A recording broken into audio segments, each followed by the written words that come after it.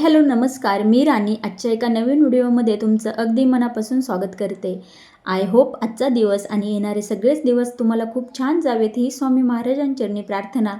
आज आहे चतुर्थी आणि चतुर्थीच्या दिवसांची ही सकाळची सुरुवात आहे आणि सकाळची लगबग कोणाची नसते, आपल्या प्रत्येक स्त्रियांची असते, प्रत्येक गृहिणींची असते आणि प्रत्येक घराघरात असते. तशीच जशी माझी सुरुवात तशी तुमची सुरुवात, जशी प्रत्येकीला स्वयंपाक हा करावा लागतो, जशी स्वयंपाकापासून सुरुवात होते. इतर काही गोष्टी भरपूर काही असतात त्या डेली लाईफमध्ये आपल्याला करायच्याच असतात.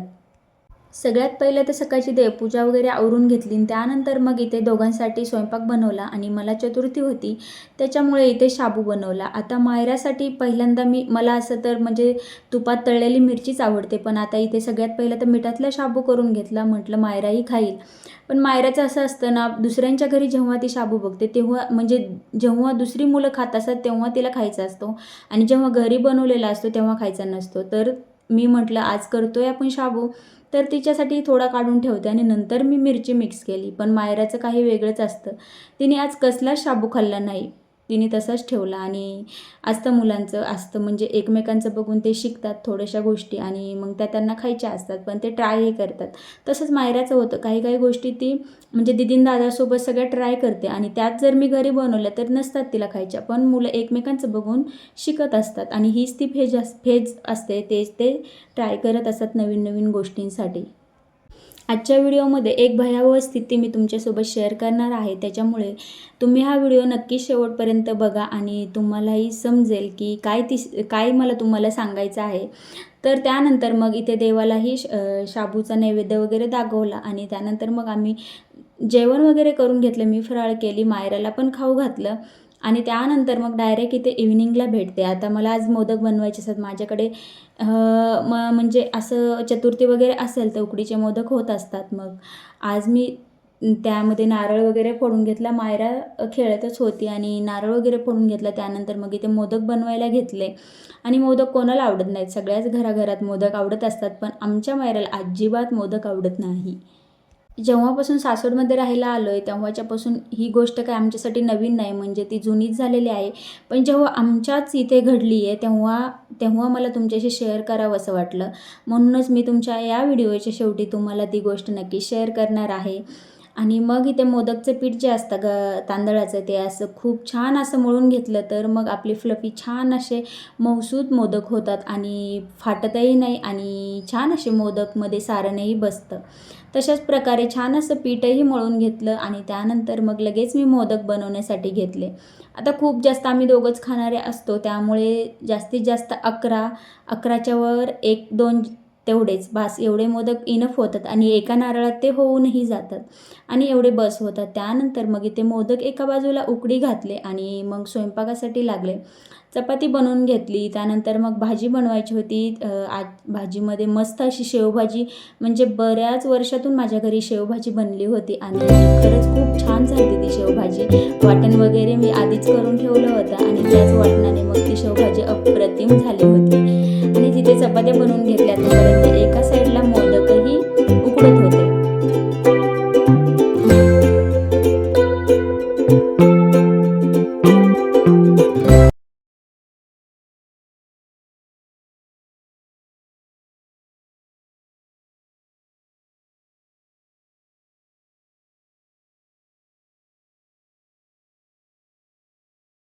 आणि संध्याकाळचं तर किचनसमोर अजिबातच जाऊ वाटत नाही.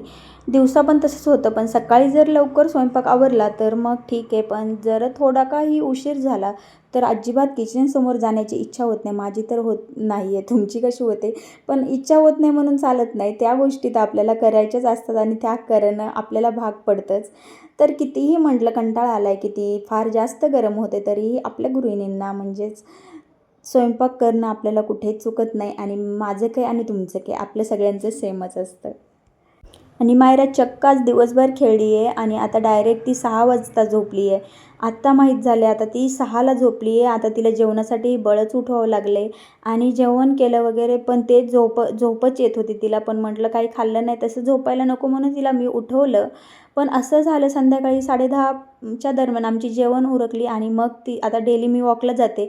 मग तिचं असं होतं की आता वॉकला जायचं आणि वॉकला गेल्याच्यानंतर तिने अर्धा तास आम्हाला काही घरात येऊ दिलं नाही.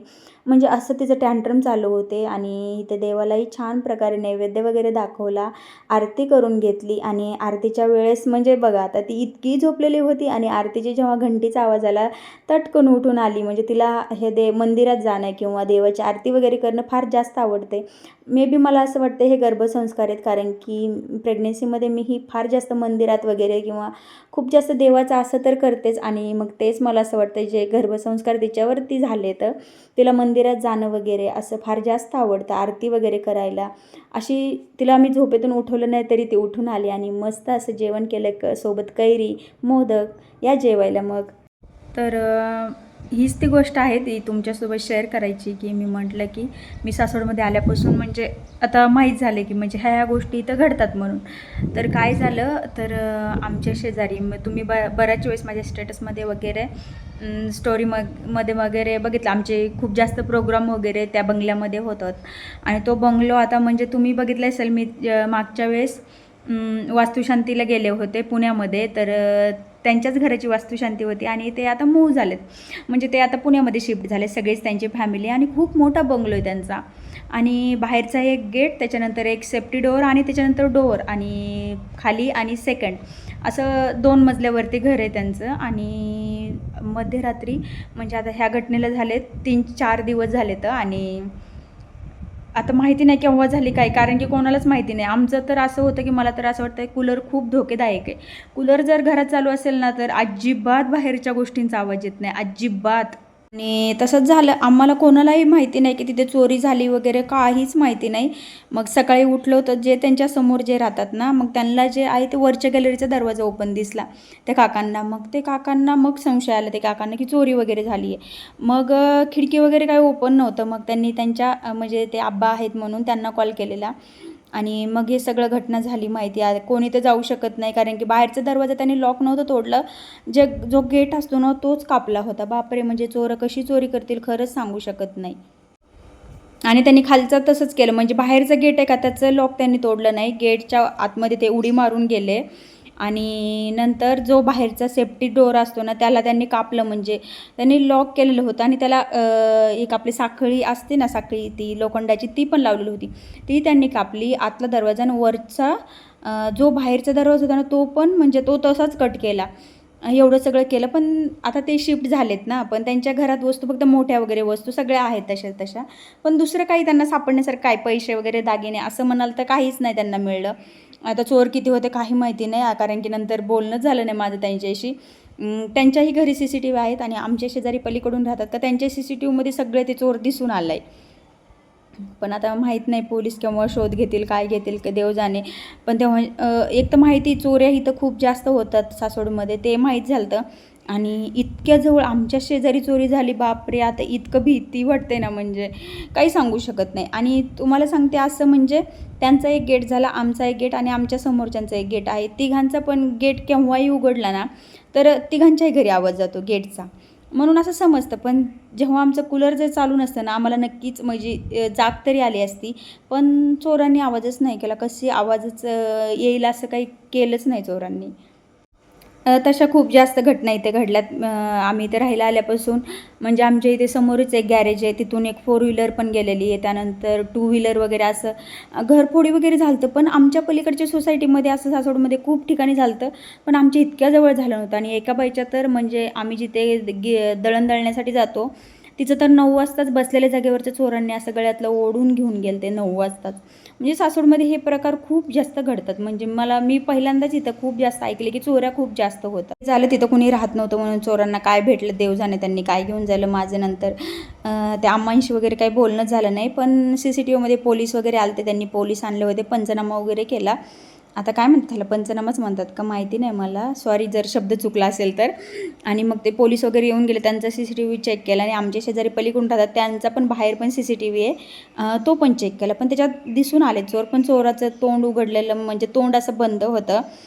टॉवेल वगैरे त्याने असा घेतला होता तोंडावरती, त्यामुळे आता ओळख पटण्यास किती पोलीस यशस्वी ठरतात देव जाणे. आणि एवढं सगळं प्रकार आहे, आणि खरंच हा प्रकार खूप गंभीर आहे.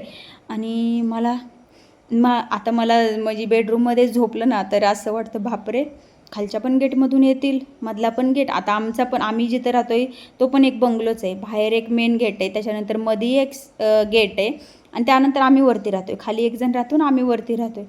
तरी पण मला असं वाटतं आपण बेडरूममध्ये झोपलेलं असाल, आणि त्यांना काय काय किती सोपं आहे ना, म्हणजे ते कितीही सेफ्टी डोअर लावा तुम्ही, काहीही करा, ते चोर कशाप्रकारे म्हणजे काहीही उघडू शकतात. मला खूप जास्त भीतीने, मला तर आता इतक्या वेळा स्वप्नही पडलेत की चोर आलेत आणि त्यांनी गेट उघडून आलेत, म्हणजे असं खूप जास्त काहीही स्वप्न पडतात.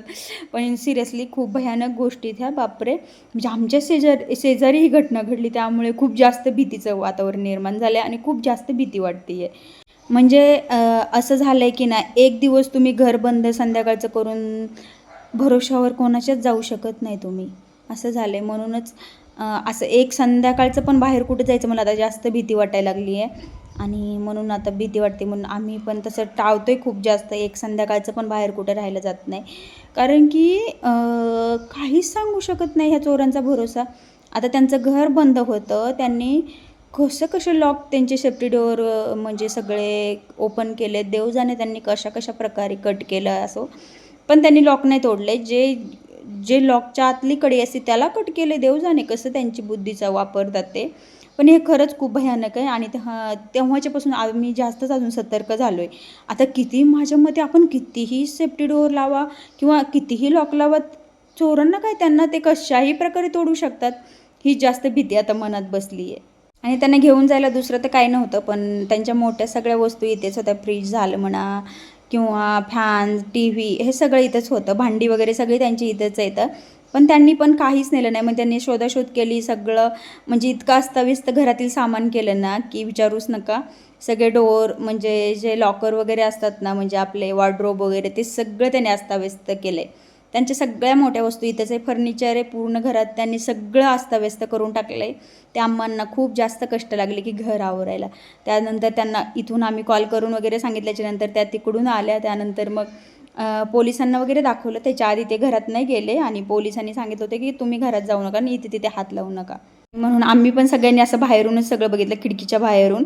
आणि त्यानंतर मग त्यांनी येऊन सगळा पसारा वगैरे आवरला. म्हणजे ही किती भयावह स्थिती आहे ना, आजकाल कधी काय होईल खरंच काही सांगत नाही. त्यामुळं आम्ही पण खूप जास्त घाबरलेलो आहोत. गोष्ट मला तुमच्यासोबत शेअर करायची होती, आणि म्हणून थोडंसं मनाला दिलासा. तर चला मग, हा व्हिडिओ कसा वाटला तुम्हाला मला नक्की कॉमेंटमध्ये सांगा, आणि लाईक, शेअर आणि कॉमेंट करायला विसरू नका. आणि अजूनही आपल्या चॅनलला तुम्ही सबस्क्राईब केलं नसेल तर नक्की जाऊन सबस्क्राईब करा. भेटूया नेक्स्ट व्हिडिओमध्ये. Till then bye, take care, bye.